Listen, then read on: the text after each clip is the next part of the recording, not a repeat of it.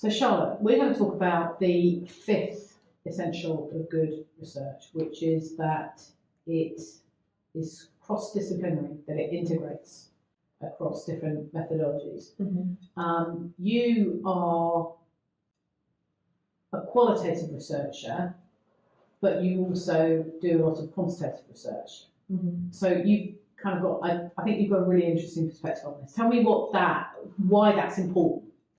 I think in everything we do, context is everything. Obviously, thinking particularly about the last 3-5 years, a lot's been going on. And if you had your kind of head in the sand whilst doing research, it would be not so helpful. You have to understand what's going on, both kind of contextually, but also in terms of kind of performances of businesses and things like that. So I think we're particularly good at kind of having an awareness of what's going on, whether that be in the economy, whether that be in kind of just general kind of chit chat, media, etc.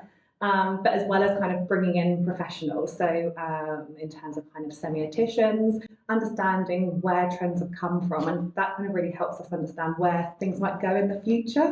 I think particularly also around some things that you just wouldn't capture at face value. So someone might say something, but what that actually means in terms of kind of how that's impacting them day to day, therefore what that means for their kind of behaviours and attitudes, is really important to bring in all these kind of wider contextual pieces. And also sometimes it's less kind of contextual, it's actually more kind of transactional. So having an understanding in terms of what's going on in a business, how they're performing, and how we can add both kind of actual factual data points to the things that we're hearing, both qualitatively and quantitatively. Interesting. So that sounds like it's your approach to, or how you see research, is a bit like a big old melting pot.